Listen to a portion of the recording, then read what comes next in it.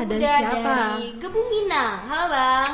Halo, assalamualaikum warahmatullahi wabarakatuh. Waalaikumsalam. Oke, kita perkenalan langsung ya si kita ya. Bener, dari yang tua dulu. bukan. Bukan. Oke, kita balik lagi pulang ya. Ayo kita di Bang mana dulu? Itu bukan aku ya Bang. Jadi saya yang tua, bernama Wahyu Anugrah Lestari. Oke.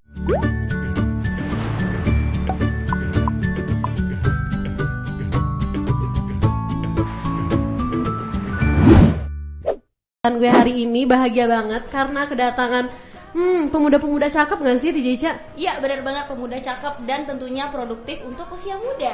Wow, itu apa ya? Mungkin treat people yang lagi dengerin kita dari tadi mungkin penasaran nih, sebenarnya yang di flyer Instagram itu siapa sih? Nah langsung aja netizen nih kita kenalin nih ada Siapa? dari Gebu Minang. Halo Bang. Halo, assalamualkum warahmatullahi wabarakatuh. Waalaikumsalam. Oke, kita perkenalan langsung ya si kita ya. Bener, dari yang tua dulu. bukan. Oke, kita balik lagi pulang ya. Ayo kita di Bang mana dulu nih? Bang Wahyu boleh? Bang Boleh? Wahyu Tua boleh? dulu. Oke. itu bukan aku ya Bang. Jadi saya yang tua, bernama Wahyu Anugrah Lestari. Oke. Oke, yang muda ya. Yang muda nih namanya Rido Alkafi. Oke, berarti panggilannya Bang Wahyu sama Bang Rido ya. Oke, kesibukannya nih Bang. Kesibukan saat ini, tapi kita nggak bahas Gebu Minang dulu nih. Selain di Gebu Minang nih apa nih kesibukannya? Boleh Dari ngomong? Bang Wahyu dulu. Oke. Kayak pokoknya dari yang tua dulu aja ya. Ya. Kalau abang ya. Oh, boleh. Oke, abang apa Wahyu nih? Wahyu aja. Bapak. Bapak. Kalau om ya. Kalau aku ya. Sekarang sibuk kerja sih, ngelanjutin usaha keluarga, terus juga organisasi juga ada, terus nge-gym, olahraga, ya ada kegiatan-kegiatan lainnya. Oke, mungkin boleh di-spill nggak sih usaha yang lagi abang jalani sekarang? Kalau usaha yang sekarang itu kayak percetakan, advertising, dan terus ada hotel juga, terus ada parkirinap itu di dekat bandara, Buana Lestari, hotel dan parkirinap. Iya. Keren. Ya. Nah, ke Bang Rido nih sekarang. Iya. Rido Alkafi namanya. Panggilannya? Rido Rido kan? Iya. Bener kok, dia cuma bercanda doang. Oke, berarti abang ini emang tipe cowok yang suka playing victim gitu ya? Iya. Yang bikin ceweknya ngerasa bersalah, tertekan, stres. Wah, langsung dihajar. Curhat. Pulang sana pulang. Oke, Bang Rido. Iya. Kesibukannya apa nih Bang? Kalau kesibukan ya organisasi, ngikut Bang Wahyu nih. Suka ngikut ya? ngikut organisasi kemana, kayak dari Gebu Minang, aktif ya olahraga, kuliah. Oke. Ya, kayak gitu. Berarti kemana pun ada Bang Wahyu di situ. Ada Rido di sana. Wow. Sulit. Oke, bromance ya. Iya Bang. Iya, kita sering banget ketemu sama tamu-tamu bromance emang.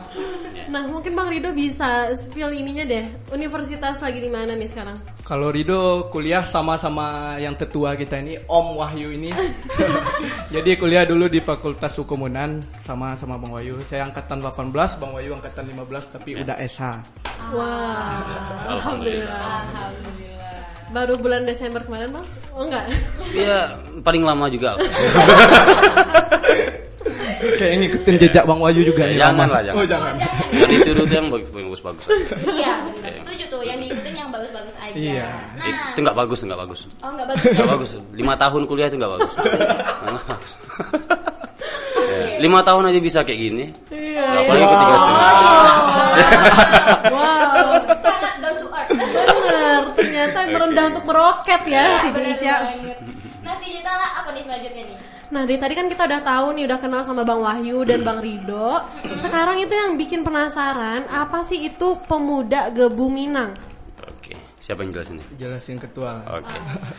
Jadi itu kemarin tahun 2019 kita berdua tergabung dalam Gebu Minang Sumatera Barat, Gerakan Ekonomi dan Budaya Minang Sumatera Barat. Itu yang diketuai oleh almarhum Buya Haji Boy Lestari Datuk Palindih. Nah, kemudian singkat cerita nih,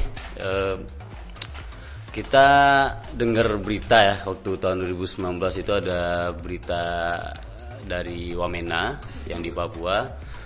Itu kita juga dengar ada korban, kebanyakan itu orang Minang, orang Sumatera Barat yang merantau di sana.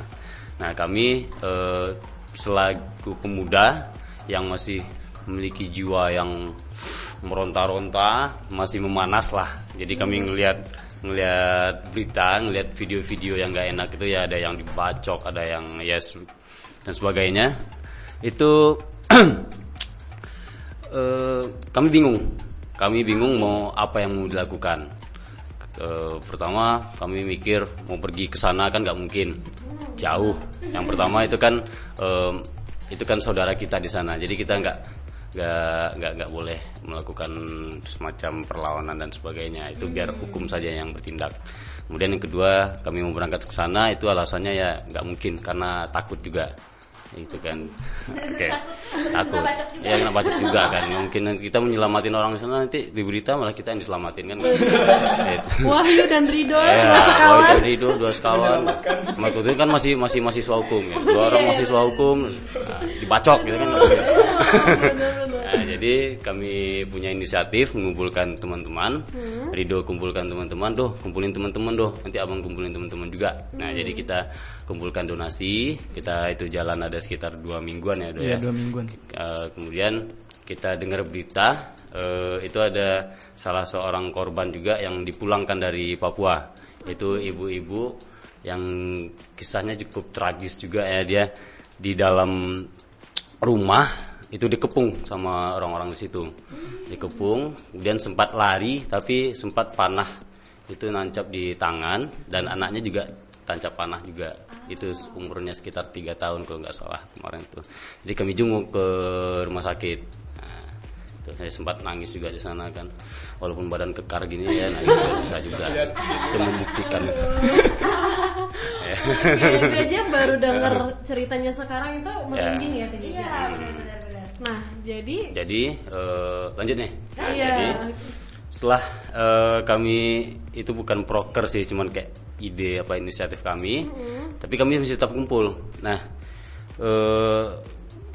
Wahyu dan Ridho, itu kami bilang ke teman-teman nih, kita udah ngumpul nih, kenapa nggak kita nggak bikin komunitas aja? Ini kan masih banyak nih persoalan sosial, kemanusiaan ya ekonomi dan kebudayaan juga gitu kan. Kenapa nggak kita lanjutin aja apa yang bisa kita lakukan buat Sumatera Barat khususnya gitu kan. Ya dari situlah awalnya berlanjut sampai kita ada beberapa proker juga, masalah kebudayaan dan ada masalah perekonomian, termasuk masalah COVID dalam era pandemik sekarang itu kita juga ada bikin tindakan gitu. Oke, berarti emang konsentrasi dari komunitas ini yaitu tentang sosial, ekonomi, budaya dan syiar dan dakwah juga. Karena kan Minang itu kan adat basandi syarak basandi kitabullah. Nah, jadi yang Gebu Minang ini itu Gebu itu bukan kepanjangan ya, Bang, tapi Gebu ini menggebu-gebu. Atau apa? Gebu Kepanjangan Gerakan Ekonomi dan Budaya Minang. Tapi kami juga gebu-gebu sih Jadi menggebu juga ya. Gerakan Ekonomi Budaya Minang. Oh iya benar. bisa ya? Bisa. Tadi awalnya aku tuh mikir Gebu ini gerakan yang menggebu-gebu gitu, ternyata bukan ya, Trip People. Takutnya terima salah sangka juga nih, dia menggebu-gebu, tapi bisa juga dijadiin ini Bang, tagline. Iya, kita menggebu-gebu soalnya, pantang menyerah. Wah. Slogan kami berdua juga ada itu. Gebu Minang, gebu.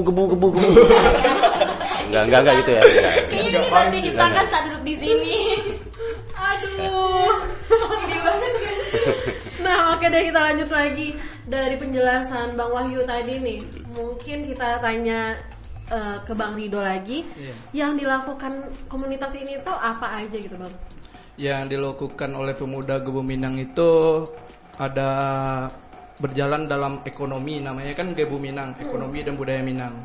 Tapi Bang Wahyu berpikir kan, kalau peran pemuda ini harus ke sosial. Jadi syiar dan dakwah, jadi harus menyeluruh. Sebagai pemuda itu harus semangat, namanya menggebu kan gitu. Nah, jadi kita bikinlah ke acara donor darah, terus ada yang untuk perekonomian di Talang Babungo itu udah pernah juga kami kunjungi. Di sana ada banyak pembelajaran lah tentang kebudayaan juga. Jadi buat kebudayaan itu kita punya prinsip itu explore dan expose. Jadi kita explore, kita mengajak anggota-anggota yang sudah tergabung, itu kita explore dan memberikan pembelajaran kepada anggota-anggota bahwa ada nih kebudayaan-kebudayaan di Minangkabau yang selama ini kita nggak tahu. Nah, itu seperti kemarin itu ada di Pasaman, itu ternyata ada namanya kuburan batu tagak. Jadi ada raja itu yang dikubur dalam keadaan vertikal. Nah, itu dikubur bersama dengan 2 orang semacam ajudan lah. Ajudan, nah itu dikubur hidup-hidup. Ceritanya seperti itu dulu. Nah, begitu. Dan itu sekarang jadi kuburan keramat lah di daerah sekitar. Nah, itu kan nggak tahu kan. Ya, jadi di Pemuda Gebu Minang itu tanggung jawab kita,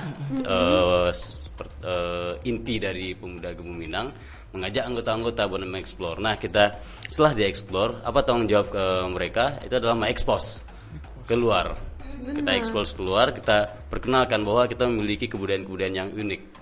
Betul. Nah, gitu. Oke, berarti ini kita udah mulai tertarik banget ya, karena selain bermanfaat buat diri sendiri, itu ternyata bermanfaat juga bagi orang lain dan lingkungan sekitar. Kata siapa? Oh iya, Bang. Ya. Aku pulang aja. Ini benar-benar keren banget. Nah, habis ini bakal kita tanya-tanya lagi, kita bincang-bincang lagi sama Gebu Minang tentunya. Tapi ada yang mulai dulu dari Bruno Mars, Marry You. Ada pengajian bersih-bersih kayak gitu segala macem. Ada nih pemuda-pemudi yang bilang gini, malas acaranya subuh, atau enggak, malas lari pagi, ngapain lari pagi, atau enggak, habis itu acaranya bersih-bersih pantai, ngapain, apa untungnya, apa caranya gitu. Jadi buat pemuda-pemuda yang seperti itu tadi, itu bagusnya dibungkus saja, masukkan ke peti, campakkan ke laut. Tidak berguna ya.